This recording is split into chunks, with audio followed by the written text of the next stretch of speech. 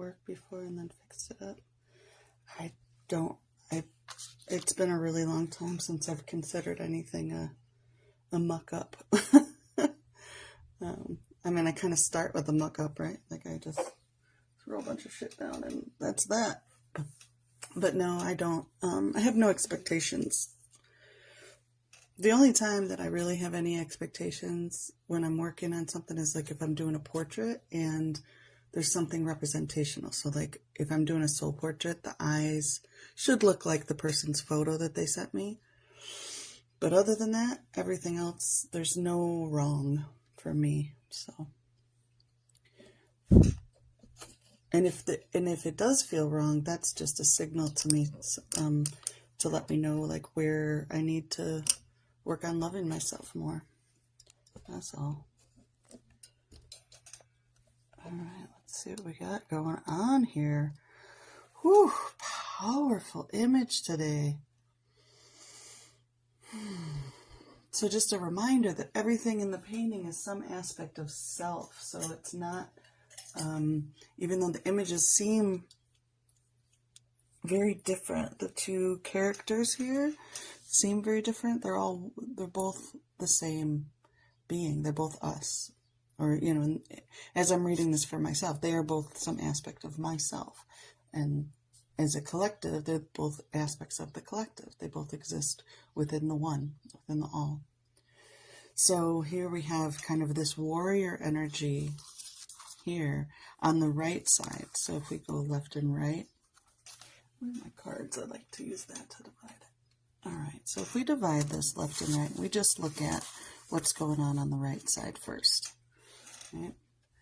So that side is very active. It feels quite masculine, quite linear and focused, and there's lots of like straight lines here. There's action. This side represents our external experience. It's going toward the internal experience. It's moving in. So it feels a little bit of possibly an attack or a defense on the internal thought processes, those kinds of things. Could be protection, whatever. So there's arrows that look like they came from this side. So there may be some arrows, some thought arrows, let's say, that are going into the shield. The shield is golden. It feels connected to our solar plexus, our personal will. What's interesting about the arrows, though, is that they leave kind of a green. So I feel like they're coming from this side with this, all that green energy, which feels like heart. And so it may be trying to penetrate some of that personal will, that identity that we put up as a shield, that kind of like, I don't know, it feels like they went into it and then released some magic, right? So that's partly one way to look at it. The other thing is with the eyes, this helmet is another form of the shield, another thing that's kind of creating a barrier to the vulnerable self. So there is this thigh that's bare that is very, very vulnerable. So that's a very interesting, there's like soft flesh, and then we've got these like this armor. And I also feel like there's like what do you call it?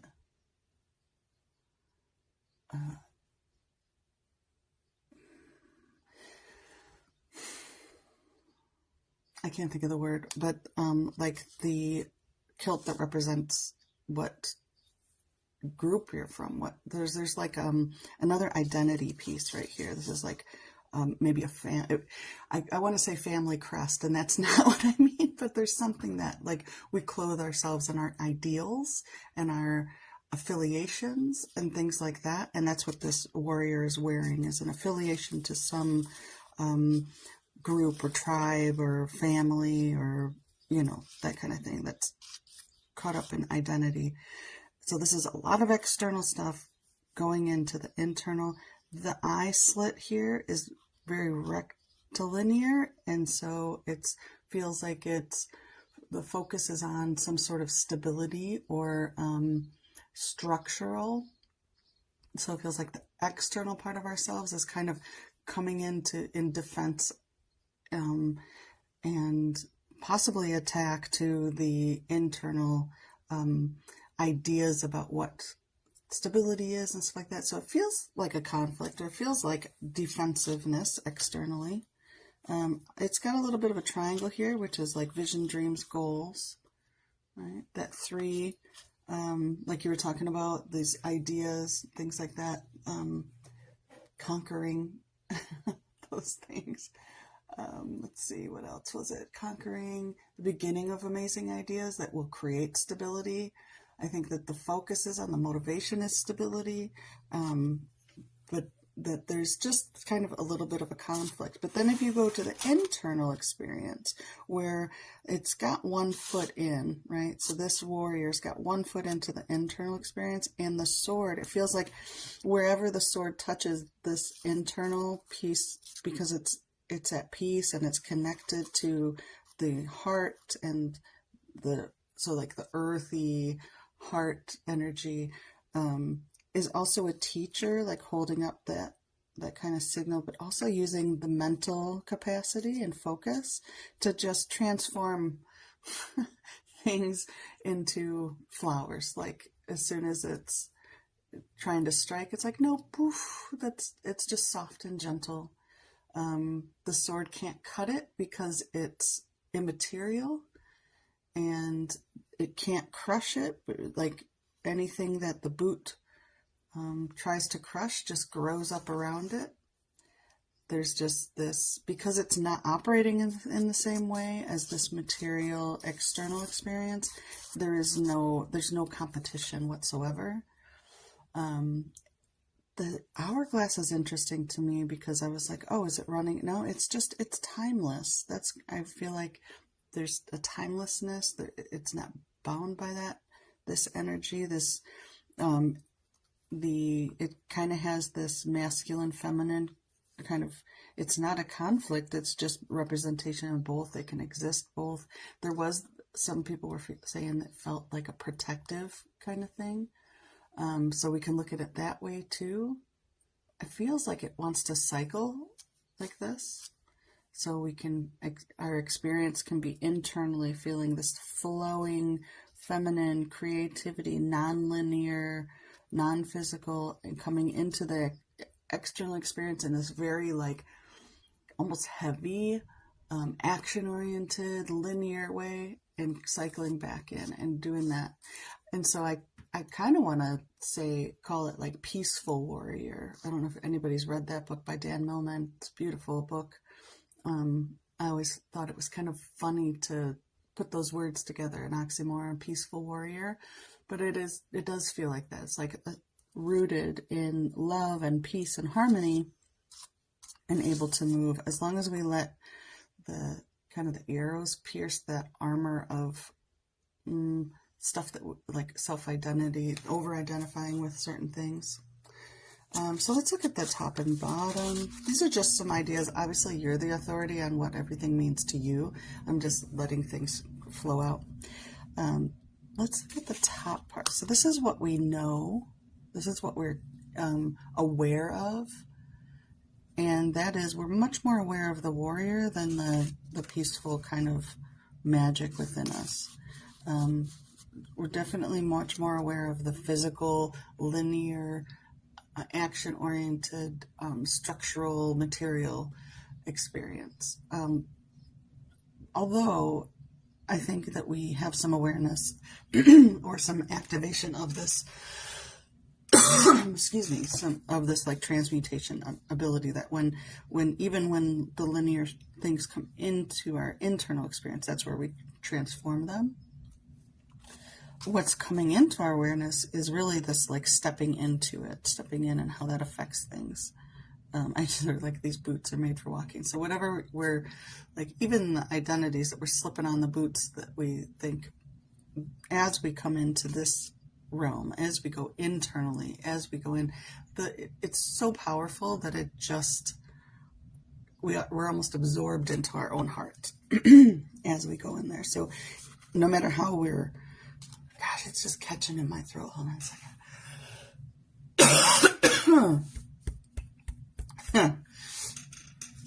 It's no matter how powerful we think our actions are, they're nothing compared to our thoughts when they're heart-centered. That's where the miracles occur, is internally like that.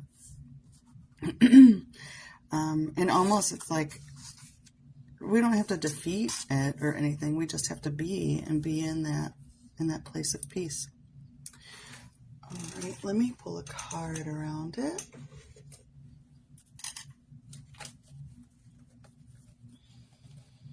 I'm just looking to see if there's anything else that I didn't mention.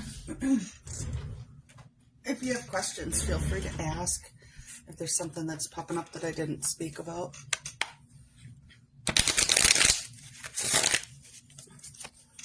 The power of peace. I think those two words, peace and power, powerful, yeah. They definitely are connected.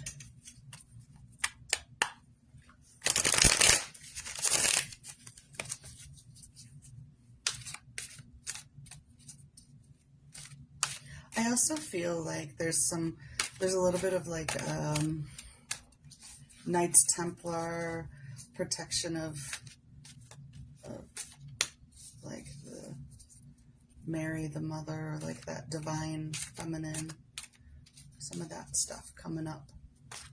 It's old energy, and that's lately I've been really feeling like old energies are coming up for us.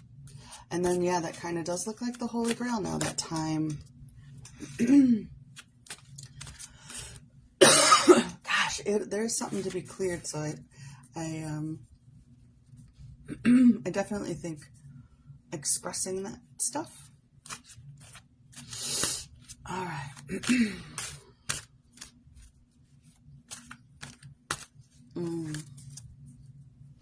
Sorry to hear that, Maddie. That's a stressful situation. All right, let's see what a card says around this one.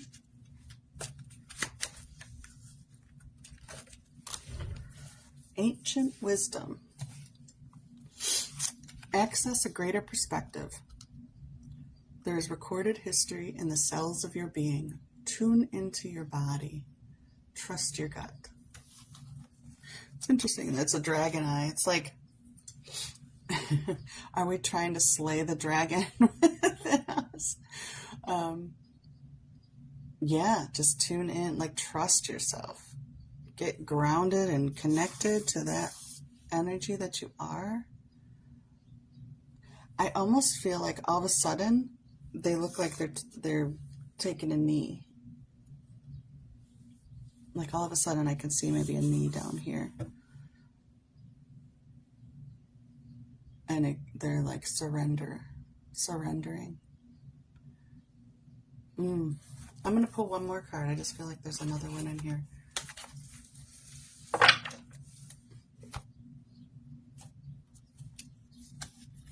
And fill your cup. There's that cup. Fill that Holy Grail.